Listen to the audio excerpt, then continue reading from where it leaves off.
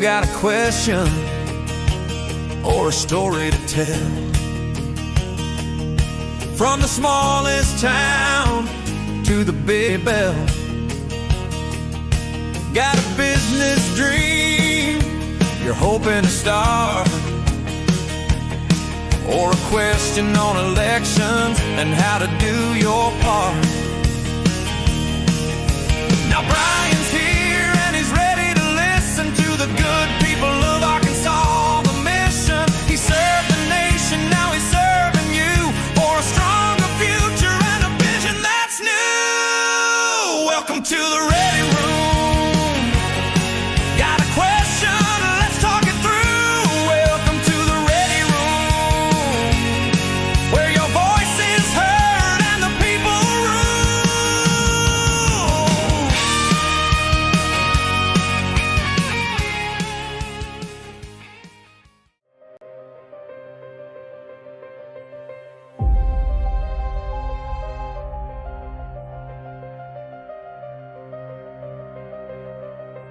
In every mission, there's a moment before the action begins. A place where warriors gather, gear up, and steel themselves for what's ahead. I'm Brian Norris. Welcome to the Ready Room.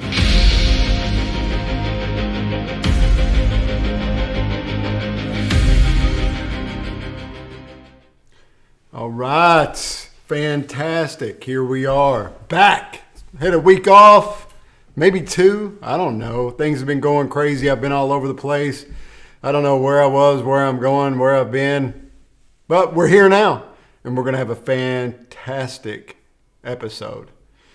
It looks like my sound is working. Chat, give me some feedback, please. Go ahead and let me know if you're able to hear me and everything's coming through well.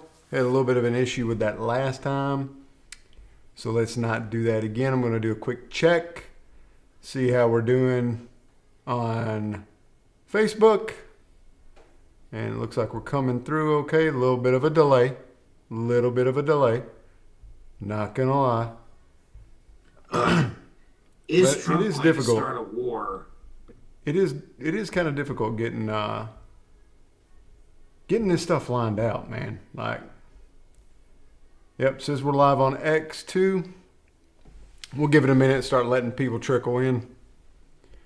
Let the family get at the table. Man, it is super grainy on X. That's too bad. Let me see. We'll give it a minute, start. Okay, sounds like you're able to hear me on there. So we got some good stuff that we're going to go over this week. First today, I had the pleasure of joining Colonel Conrad Reynolds and team down in Conway for very good talking session that was with a lot of people that's trying to, they're very concerned with election integrity and all that stuff. It looks like we paused out. What is going on? Okay. I don't know. Looks like we're having some issues on Facebook. I don't know. Maybe I'll just move mine. All right. I'm not going to look at it.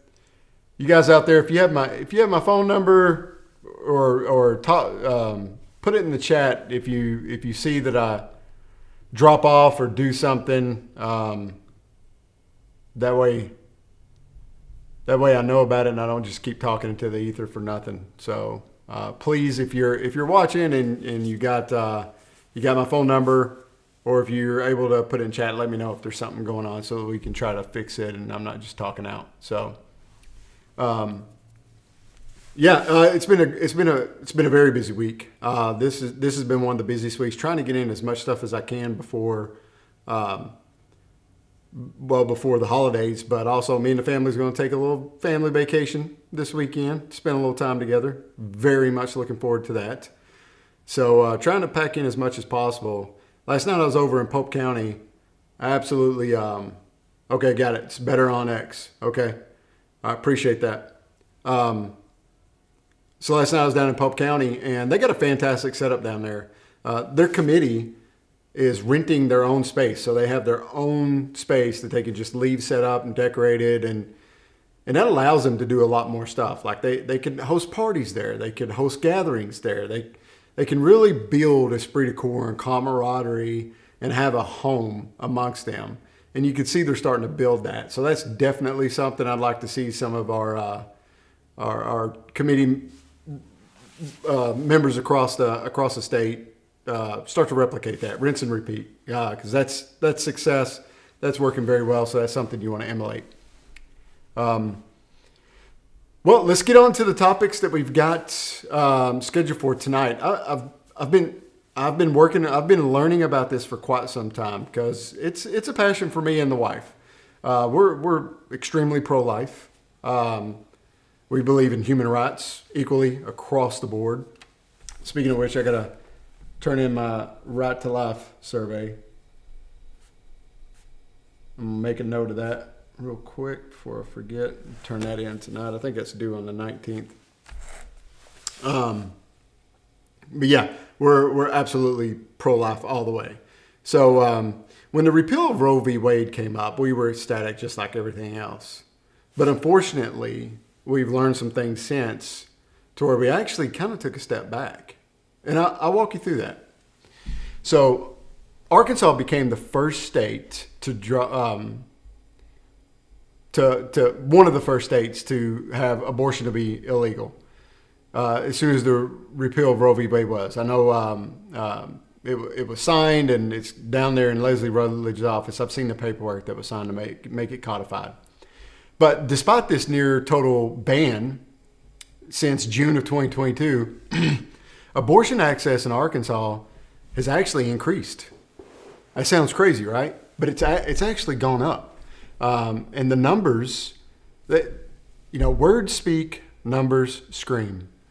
And as of today, at a minimum, there's been 5,650 residents that have obtained abortions in 2024, despite the state ban, and more than in most pre-ban years. This breaks down roughly to 3,070 via telehealth. This is how they're getting around it.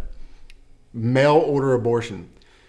So 2,580 travel to other states, primarily Illinois and Kansas.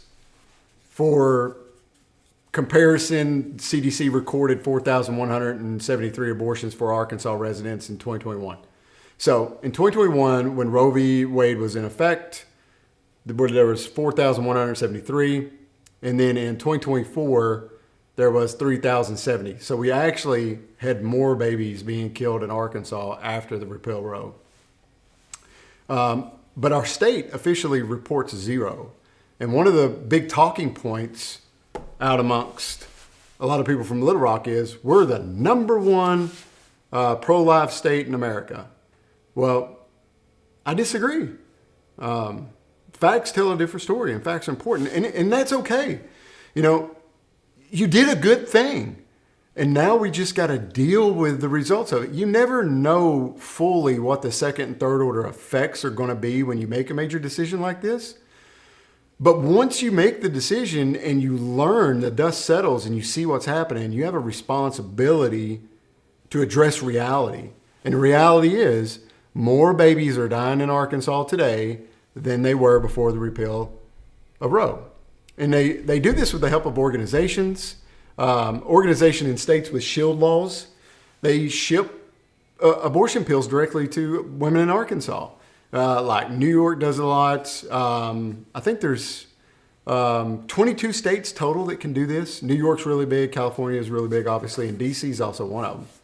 So they enacted these shield laws that protect providers in their state from criminal prosecution, civil liability, and extradition and license revocation for prescribing these pills to women in ban states like Arkansas. So the primary providers doing this that are serving Arkansas is Aid Access, which is a Netherlands-based with U.S. providers, but they're based in the Netherlands. And they charge around $150 on a sliding scale down to just $5. And they ship within 1 to 5 business days. And they serve over 6,000 patients monthly. Monthly. They send out abortion pills to 6,000 women a month. It's insane. To just banned states. Those are just the banned state numbers. They're sending pills out to states where it's not banned all over the place, which is sad. Plan C is a directory connecting women to providers that allow them to get the pill. And MAP, the MAP, which is a Massachusetts Abortion Access Project. And they send out about 500 prescriptions a month to states that have the ban.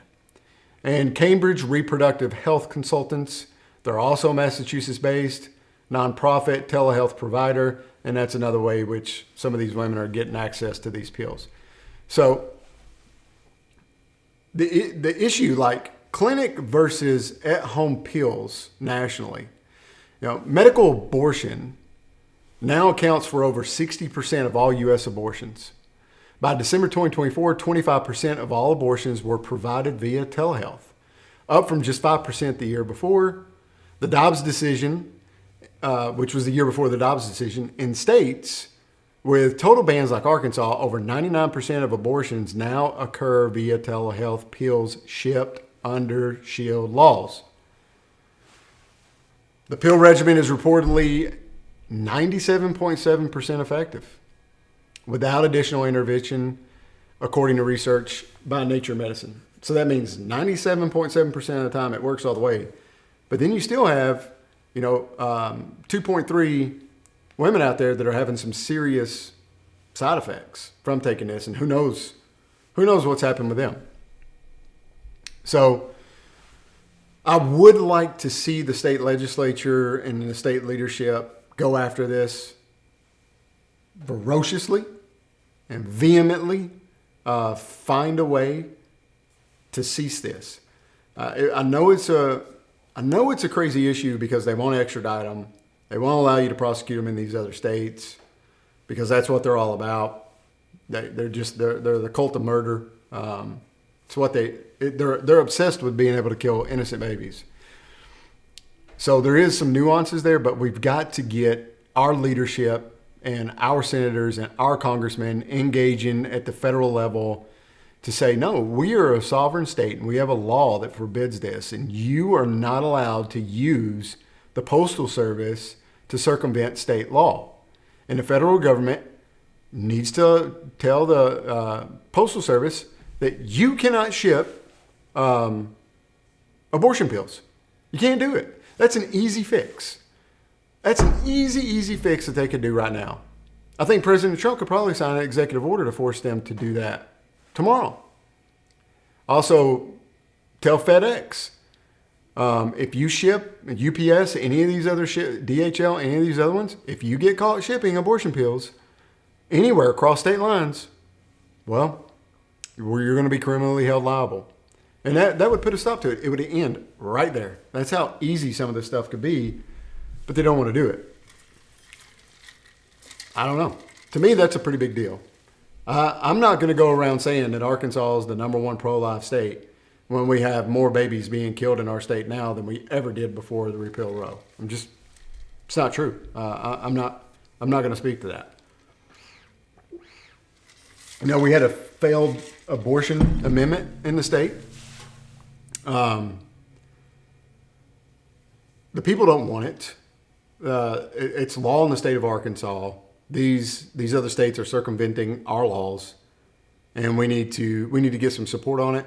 We need to make sure that that's not happening anymore, and do everything that we can to protect as many innocent lives as possible. Because I believe in all human rights. I'm sorry. The ban has not stopped abortions.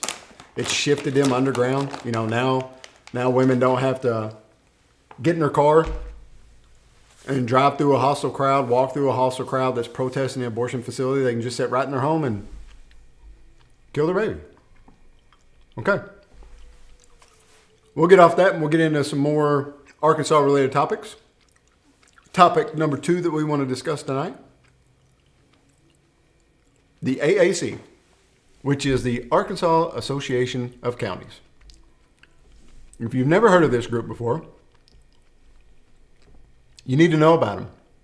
You need to know about them. You need to know about them in detail. Because the Arkansas Association of Counties uses mandatory taxpayer-funded dues to lobby state legislators, often taking positions that expand government and oppose tax relief for us. They use our money to work against us. 1% of every county's fiscal budget revenue, before it hits the coffers of the county, 1% goes directly to the AAC. And they then use that money to actively work against the interests of the people of this state. Unacceptable. So Arkansas Law, Act 92 of 1969 mandates that member counties pay 1% of their general turnback revenues from the county aid fund to AAC. This is not voluntary. It's automatic. In 2023, total county dues were $214,288 directly from taxpayer funds per county. So examples of some of the 2023 dues paid: Pulaski County paid $9,243, Benton was at $7,201, Washington County was at $6,517, Sebastian was at $4,416, and smaller counties ranged anywhere between $2,000 to $2,300. And the AAC operates on an $8.3 million budget. They employ 38 full-time staff. They hold $17.5 million in net assets, including a 16,000 square foot headquarters building 1 block from the state capitol. These are registered lobbyists working against taxpayers. AAC even openly acknowledges its lobbying role. Lindsay French from the AAC serves as Vice President of the Arkansas Secretary of Professional Lobbyists. And in 2025, that legislative session that just ended right here, AAC tracked 560 bills, about 1/3 of all the legislation that went through. That's right. 500 was 1/3 because we did 1,500 new laws, right? And they got 26 of 29 bills in their legislative package passed, a 90% success rate. What other lobby group has 90% success rate? And our fantastic Conduit for Action has documented the AAC's positions. And I am ecstatic that AAC has decided to endorse me, support me, and I couldn't be more proud to be backed by that phenomenal group. They've been a vanguard for freedom and liberty in this state, and I'm on the team and happy to start working with you. So some of the things that Conservative Watchdog Conduit pointed out for their positions is they supported a new internet sales tax for all of us. They supported gas taxes increased. Fought efforts to reform special elections for local tax increases. Because, why not have an election on a random Tuesday while everybody's at work or everybody's usually taking a holiday that you don't advertise, where you want to increase the millage or you want to increase taxes or you want to increase the sales tax or whatever. They were against that. And we know what they do with those special elections. We know how they do them. Unless it's a special election that's going to give representation back to the people of a certain area who don't want a prison. And then, well, we're not going to do a special election for 200 and something days. So they also oppose legislation that would provide more control for private property owners. It's your property. Whatever you do with your property is your business. It's not anyone else's business. But they were opposing legislation that would give you, the people, more control over your land. And they advocated for ever-increasing government employee salaries. Because I guess they've earned it. Maybe. I don't know. If our state is routinely at the bottom of every metric that matters, got a hard time convincing me you're due a pay raise. Sorry. Surprised you still have your job. Similar organizations using public funds to advocate against us is the Arkansas Municipal League, and they represent all 500 cities and towns funded through city budget dues. So you're paying from the county and you're also paying from your city. They act as official representatives before state government, meaning they go and officially represent your city to the state legislatures. Arkansas School Boards Association, because nothing says success like what they've been able to accomplish over the last 40 years. Funded by publicly funded dues from the Arkansas Public School Districts. So you pay from the county, and then you pay from the city, and then you pay from the school boards. They're all getting funded by you from different pots. And then we have the Arkansas Association of Education Administrators, because nothing sounds like achieving a success than a board called Education Administrators. Part of what Arkansas Learns calls the iron triangle of education lobbying. I'm losing my appetite too. I've been losing it for a while. But if we've got to know these things if we're going to fix them. So this is good. Tell other people about it. Be like, hey, did you know that you pay 1% of your county dues every year to go to an organization that works against you? And did you know you also pay another organization from your town that comes from your tax fees to represent you to the legislatures, and they also advocate against you as well. And then there's two organizations that you fund via your school board association and your Arkansas Association of Education Administrators. To what are they doing? Because our education metrics are abysmal. But all four of those take money from you that you paid in and work against your interest. Now there's hope, and there's actually precedent. There's a pathway to success. Texas as a reform model. Texas Republicans, so I don't know. I read in there, and Joe Framer has got a question. He asked, can these dues be refused by county judges and mayors? So when I read the law and I was going through it, and I'm not an attorney, I don't understand all of that as well as an attorney would. But I put a note in it up here. There's an Arkansas law, Act 92 of 1996. It says we have to pay this. It mandates it. But last night there was someone that's very, very much more educated on this stuff than me, who did say it was optional concerning the AAC. For the mayors and stuff like that, I'm not aware, but I will take that note and I will dig into it more. Can counties and cities refuse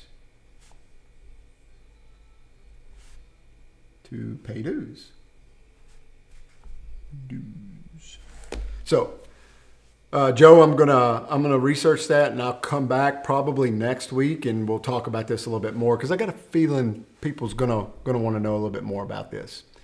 But in Texas, the Republicans actually, following the Republican platform, small government, less taxes, more money in your pocket, less money in the government's pocket. Hey, it's Joey Maroney. What's up, Joey? Good. I'll get with you, brother. I'll bring it back up. So, but Texas opposed this practice, and 94% of the Republican primary voters approved a non-binding position to ban it in 2020. Multiple bills have been filed to prohibit local governments from paying dues to lobbying associations. I don't think that taxpayer money should be going to lobbyists of any kind whatsoever. Texas taxpayers successfully sued Williamson County to stop from paying dues to the Texas Association of Counties. Phenomenal success there. So there is a pathway to success. It is proven. It can be done. So we need to be asking the Republican Party of Arkansas, what are you going to do? Why are we not going down that? Why are we not following the example of Texas? And why are we not advocating for the Republican Party platform principles here in Arkansas and stop this buffoonery that's going on? So leave a note in the comments. Get this going. Should Arkansas taxpayers be forced to fund lobbying positions they may oppose? Right? Because flip the script. What if there was a public lobbying group that was receiving taxpayer funds and their entire purpose in life was to achieve abortion free and clear, open, running, full speed in the state of Arkansas? How many people would be upset about that? Right? I think, yeah, Joe, I think we will reach out to Coat and see if we can get Mr. Shelby on that. He's far more effective than the RPA. But it's what the RPA is supposed to be doing, so we should give them an opportunity to do something. I mean, something, right?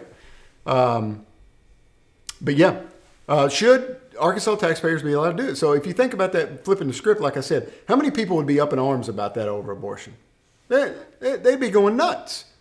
But every year, these institutions are taking your liberties and they're taking your wealth over and over and over again. And it's like the frog in the pot. Water just constantly getting warm around you, and you're going to sit there and boil to death. So let's stop putting a Band-Aid on a sunken chest wound. Let's enact some real change and stop this death by 1,000 cuts crap going on with all this stuff. All right. Well, moving on to topic 3.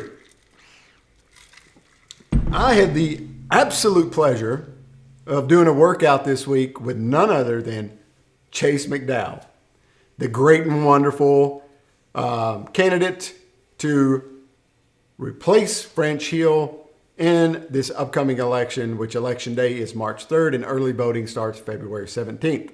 So French is seeking his 7th term, and the young stud Chase is hungry and getting after it and trying to make that his final term, or trying to make 6 his final, and lucky number 7 is when he goes home. So who is Chase McDowell? Well, before we get to that, I want to talk a little bit about the workout. So Chase has been on a road to getting healthier, getting more physically fit. He's been doing all that stuff. And we talked about working out for, I don't know, over a month now probably. And by the way, he's the only person that's actually came to work out with me. So open invitation. If you're out and about and you want to come to the torture chamber, we'll get it set up and we'll get it going. So I put together a little quad section workout for us. A little bit of Olympic strength, a little bit of functional fitness, a little bit of explosive strength, and then a cardio blast. And man, he was a champ. You know, I know what it's like to be out of the game for a while. And Chase is, you know, he's been extremely busy moving from D.C. where he was working there back to Arkansas. Got a lot of stuff he's dealing with there, and he's running a statewide campaign like I am too, and doesn't have access to a home gym, so he's got to depend on another facility. So, you know, he's out of his routine, but he came in and he did it. He did the thing. He may have not enjoyed it the entire time, but he absolutely did it. And that's a testament to the man's character. He didn't quit, you know. That's what I want to see. I want to see people that don't quit. And I told him before we got started, it doesn't matter where you finish at as long as you finish. Just keep moving. Finish line will come to you. All you got to do is just keep putting one step in front of the other. And all you got to do is tell yourself, like, I don't know if I can go all the way, but I know I can take one more step. Now, the next step after that, I don't know. I got to answer that question when I get there. But right now, in this moment, I can take one more step. And I can always take one more step. That's it. And he did that. He took one more step until he got to the finish line. So who is Chase McDowell? Well, he's 31. He's a young buck, super intelligent. He is a 7th generational Arkansas from Lafayette County, the son of a truck driver, grandson of a mechanic, grew up in a mobile home and worked 2 jobs 7 days a week. He attended Lafayette County High School and earned a bachelor's degree from Southern Arkansas University in 2016. I can relate, Chase. I know what it's like to come from a very similar situation. We didn't live in a trailer, but your trailer might have been better than our house. Professionally, McDowell has spent over a decade working with independent pharmacies as a consultant and a CFO, so he knows money, helping them navigate the healthcare system. This work earned him 3 invitations to the White House, including a 2019 meeting at the age of 25 to discuss healthcare policy. He serves as Arkansas State Chair of the U.S. Term Limits since December of 2021. So he's a fan of term limits. Check. And has signed the Congressional Term Limits Pledge, meaning he'll live what he preaches, which is pretty phenomenal. So on his race where he's at, what he's doing, before that, in 2020, he also ran. He ran for House District 5, I believe it was. And he lost that race to Democrat David Felding, who Chase got 43.2% of the votes, and the incumbent Democrat got 56.8%. That's pretty good for a young whippersnapper like he was back in 2020. This is his first congressional campaign, though. His campaign platform, and I pulled this directly from his website, McDowell presents himself as an American First conservative, describes himself as a backup for President Trump. His three key messages are America first, family first, and energy first. And I agree with all those. Anywhere you go around the world, nations are third world nations because they don't have access to cheap energy. If you don't have access to cheap energy, you're going to be a poverty-stricken nation. You've got to have energy. It is what it is. And if the family is not placed first, and if the family is not in good order, if the family is not functioning, if the family is not broken, then you're not going to have a productive community, a productive state, or a productive nation. You've got to take care of your family first. You've got to take care of yourself first before you can take care of other people. It's just the way that it is. And then you got to take care of the nation first. I don't mind helping other people out. I don't mind giving support where there's need. But we've got to fix our problems first. We've got to take care of ourselves first before we start helping everyone else out. We've got to. We've got to start helping ourselves first before we give support to anyone else. So his key positions include term limits, first signer of term limits pledge in the race, production-based economy. If you don't make things, you're not going to be in a good position as a nation. We got to bring manufacturing. We've got to make stuff in America again. He's a big election integrity advocate, voter ID, secure procedures. He is pro-life, believes life is sacred, and strong borders, supports secure immigration policy, which I think we all have seen what can happen when we don't have that, and we definitely don't want to go down that road again. So he campaigns against career politicians, which I do too, party bosses, which try to be gatekeepers. I mean, I think Chase had to pay $30,000 to run. I think. I don't know. I don't have the numbers right in front of me. But come on, man. And he's against lobbyists, emphasizing that he is not in debt to lobbyists or cushioned by a lifetime in politics. I like it. My slogan should be America first, right after Arkansas. Joey, I like it. You're good. Gold. We're going to put that out there. For immediate release, Norse for Arkansas campaign announcement. America first, right after Arkansas. I'm down. Okay, so what are some of the race dynamics here?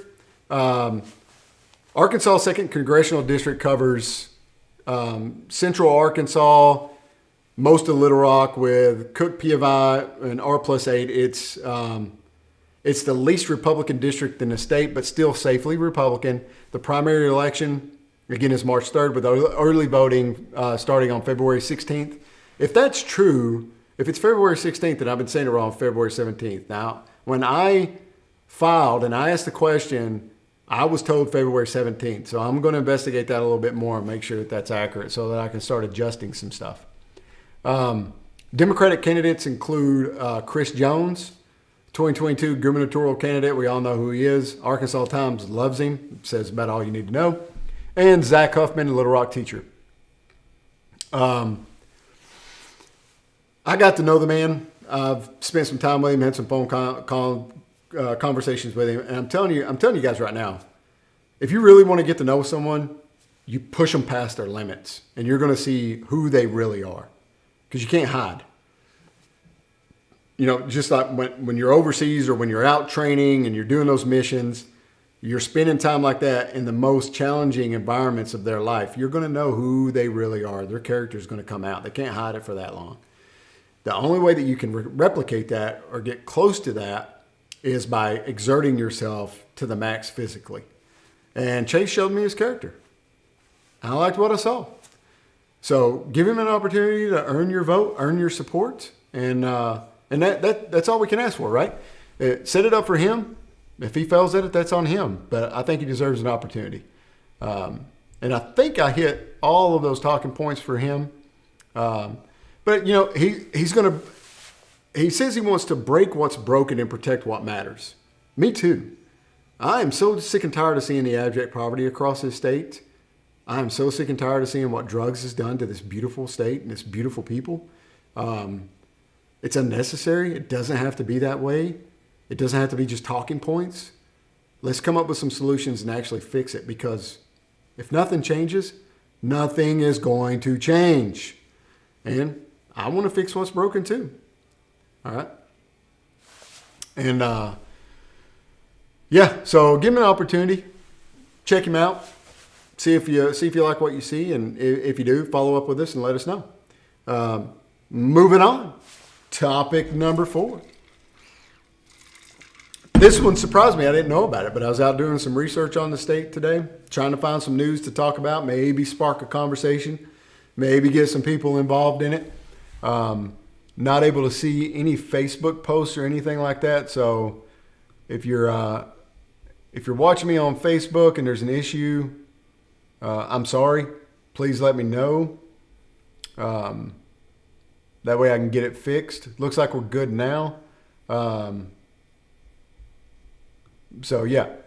sure you post on there and share it out so that we know. So Arkansas became the first state to drop PBS. So this was December 11th, 2025. I found it. The Arkansas Educational Television Commission voted 6-2 to disaffiliate from PBS, making Arkansas the first state in the nation to sever ties with the national network. The network will be rebranded as Arkansas TV. I'm a fan. I remember back in the day when we did have Arkansas TV, and they actually brought a lot of tourism to the state because they let people know what we had going on and the great and wonderful of our state. And people liked what they saw, and they came. There was a net gain that was measurable when that thing was running. So why did this happen? The decision was driven by the loss of $2.5 million in federal funding after Congress defunded the Corporation for Public Broadcasting and President Trump's big beautiful bill act. PBS membership dues of approximately $2.5 million annually were deemed unsustainable. Yeah.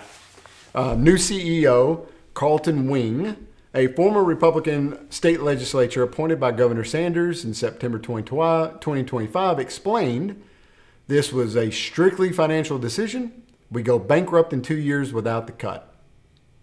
So the network will shift to locally produced Arkansas content. Currently, only 5.5% of programming is locally produced.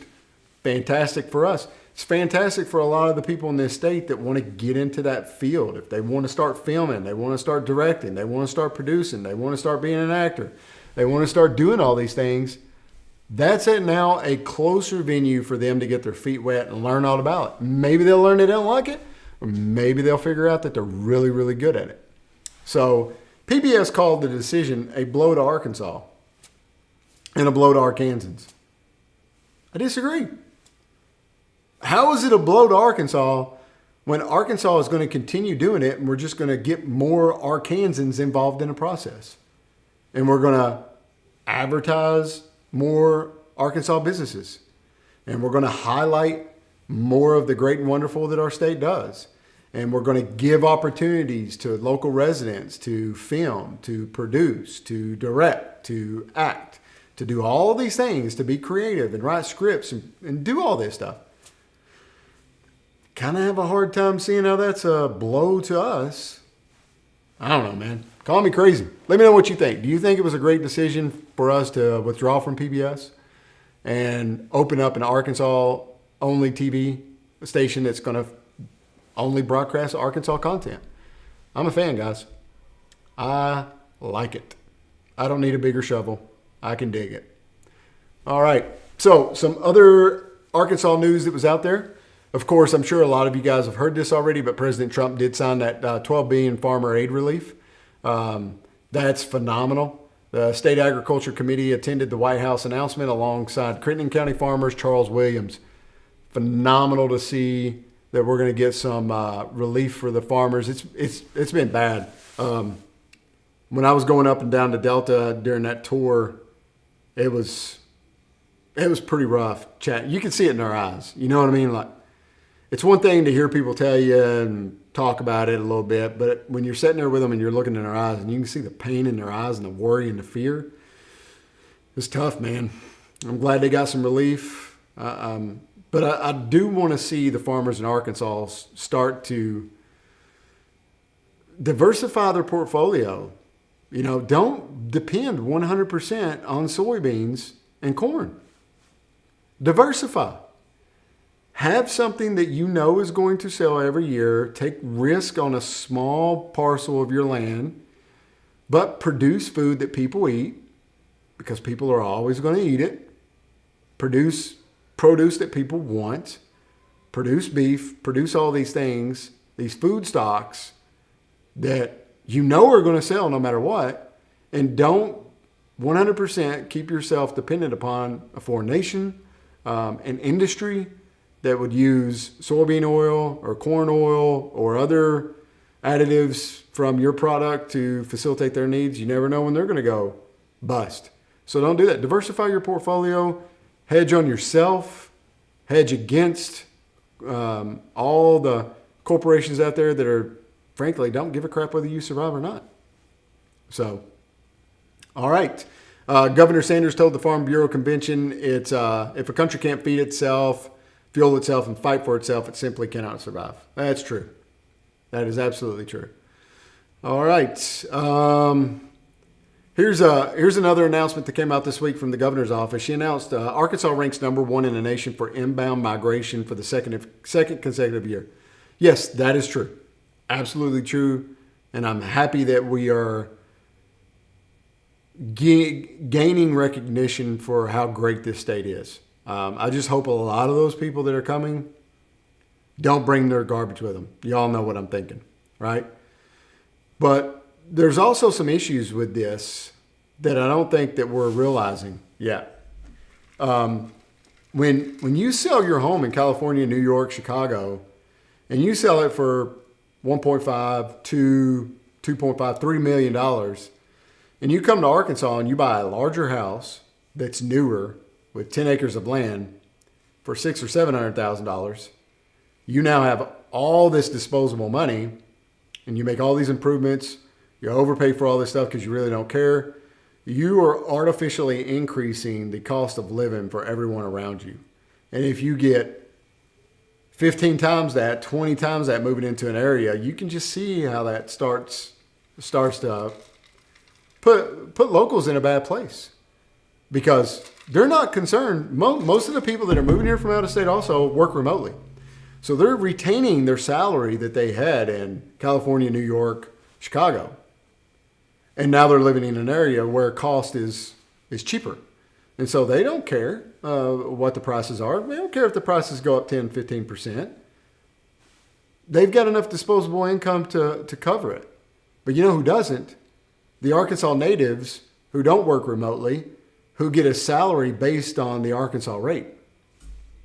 It really affects them. So I'd like to see some forward thought process on that and what that looks like a few years down the road. Happy people are coming here. Happy people are learning the great and wonderful of our state. But I want us to be cautious about some things and see what the second, third order effects are going to be on our people. So what do we got here? Jan Elber, farmers don't need to pay property taxes on real estate and equipment. I don't think anybody should pay property taxes. I don't think. How can you have the pursuit of happiness if you've never owned your own property? Because as long as you owe taxes, you don't own your own property. You've already paid for it. You worked hard, you saved, you did the right thing.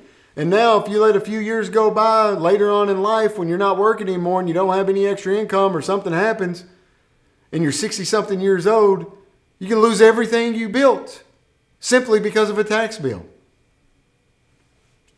No. It's enough. Cut it out. But have a plan when you cut it out, because government's addicted to spending. And so if you just cut property tax, you're going to raise taxes everywhere else because you didn't decrease spending. Fix your fiscal house. Stop spending so much of our money. All right, I'll get off that one. Getting me hot and bothered here. But daggone, man. Enough's enough. We're taxed to the hilt. All right, so some upcoming Arkansas political events. You got the Must Attend event coming on, the 48th Annual Arkansas March for Life, Sunday, January 18th. Little Rock, Capitol, 2 p.m. Say again, 2 p.m. Little Rock, Capitol Avenue to the State Capitol steps. January 18th. Be there. Details, it's sponsored by Arkansas Right to Life, the largest pro-life gathering in Arkansas. And more information on this can be found at artl.org/March for Life. Take your kids. It's always a good crowd. You're not going to see any craziness from that group. It'll be a fun event for them. So, looking forward to that. Hope to see some of you down there. I'll be down there. It's going to be good. It's important. And again, they say we're the most pro-life state in the nation, but we have more babies being killed in the state today than before the repeal of Roe because of the abortion pills and that protection that these states have provided for those providers that do that. So still need to be active, still need to be engaged, still need to have our voices heard. And we got a lot more babies to save, unfortunately, now than we did before the repeal of Roe. All right, so here's some key political dates for you to remember. February 1st, 2026, voter registration deadline. If you are not registered to vote prior to February 1st and you let that date pass, you're in trouble. You're in trouble. Don't let it happen. Tell everybody. Let everyone know. Do a hashtag. Register to vote February 1st. Hashtag register to vote February 1st. Get them out. Get them registered. It's real easy to get voter registration cards. You can go by the county clerk's office. There's multiple areas you can go by, the DMV, all that stuff. I would recommend not doing it at the DMV though. Grab it there if you're there, fill it out and drop it off directly to your county coordinator. Take a picture of it, have it with you. That way if you go to vote and they say you're not registered, you can pull out that picture on your phone, say, I turned it in to you this day. This photo is geocached. In fact, this is me right outside your office before I handed it in. You can tell by the background. So you got some proof with you. Can Arkansas invest in fish hatcheries again? The people? I don't know. I'm going to make a note of that one, Lavita. Can AR invest in fish hatcheries? The people. I will do some digging on that one, and I will talk about that in the next Ready Room and make sure that I have an answer for you. May not be the one you want to hear, but it'll be the only right one that I can find.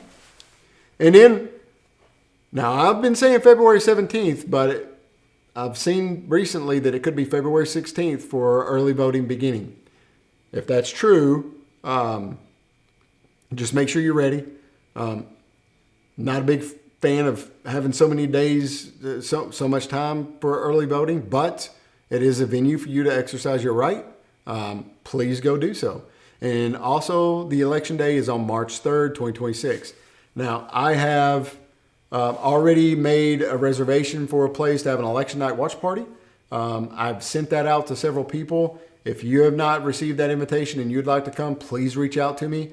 I am begging everyone to RSVP as quickly as possible so that we can plan and be prepared for everyone that comes. It's going to be a phenomenal event. Ask my wife. Ask anybody that grew up with me. Ask anybody that served with me in the Army. I put on a party. I know how to put together a party. Now, the venue that we're at, we're not going to have any alcohol. Can't have anything like that. And I don't drink alcohol at all anymore. My wife doesn't drink anymore. We've chosen health and that goes in our life. And that doesn't fit what we're trying to do. Plus, I had renal failure from an incident overseas. And after having renal failure, probably not the best idea for me to stress my kidneys out with alcohol unnecessarily. So we just don't drink. And it just so happened that about one of the only facilities large enough to accommodate the group that we expect to come is a venue. And we're in a dry county in Independence County. So it is what it is. But I'm telling you right now, I can put together an event, and I am making sure that this is a banger time. It's going to be a phenomenal time. So if you want to come, please RSVP in advance so that we can be prepared and ready for you so that everyone can have a phenomenal time. Okay? And some legislative meetings that are coming up in this week or next week. On December 18th, you have the ALC Administrative Rules. That's 10 a.m., and that's in the Joint Energy Committee at 2 p.m. And December 19th, the Arkansas Legislative Council, full meeting, 9 a.m. I don't have a location for that one, but I'm sure you can find it pretty easily through your Google. Mine's broke. I tried it. Didn't work, but I'm sure yours isn't broke and you can find it. Well, that's everything I have. I know we got a few people in here chiming in and out, so if you got any questions or anything else you want to talk about, anything you want to know from me, and just to let you guys know again, beginning on Friday all the way through Sunday, I'm going to be limited on the net. I'm going to try to be pretty much off the net, doing some family time, because part of my plan that we've done for this campaign is after the new year and after Christmas, I'm nonstop until Election Day. I'm talking sleeping in my car, hitting breakfast places. I'm going to be everywhere as much as possible. So blocked off this little bit of time to have that with my family so that we could, maximize that as much as possible before I go crazy for a couple of months. So if I don't get back to you, don't be offended. Just know that I'm taking a break from Friday to Sunday, and then we'll be right back at it on Monday, and I'll catch back up with whatever anybody hits me up via email, via whatever. And on that note, if you haven't seen, we've got a fundraiser going on. The first $5,000 we raise is going to go directly towards signs and push cards, because you people are loving the signs. We bought several thousand of them, and we're almost out, and we want everyone that wants a sign, we want to get you a sign, but it takes money. It takes a lot of money. Signs aren't cheap. Push cards aren't cheap. So for the next $5,000 that we raise from now goes directly towards signs. So if you want to help us meet that goal, if you want to help us get a sign to everybody that wants one, donate what you can. And guys, look, I'm not picky. $5, $3, $10, whatever you can afford, please top it in there. I guarantee you I'm being as fiduciary responsible as possible with every penny you give me, and I will make sure it goes there, and you guys can see everything I spend my money on, because I, unlike everyone else that's running for office, I itemize everything I do and I file. So you can go in there and see exactly. I got some expenditures that are $1.79. Everything that I spend for this campaign, I drop it in there. So you can go on and look at my filings. You can see where every dollar is going. I'm doing the absolute best that I can to maximize every dollar to go the absolute maximum distance. So if you can help out, if you're willing to, if you know somebody that can, you want to share this message, most importantly, let everybody know, spread the word, get it out. We're going to do great things, team. We're going to shape the environment in which this state begins to change and climb to be what we know that it can be. And we're going to shape the freaking environment for the future of our children and our grandchildren so that they don't have to deal with the bullcrap that we've been having to deal with. We're going to make it happen. It's going to happen. I'm looking forward to it, and I'm glad you're on the team, and I can't wait to see you at the finish line, because I know I can always go one more step. And with that, I'm out. Y'all have a good one. Love you all. God bless. Merry Christmas. And if I don't see you before then, Happy New Year. Peace.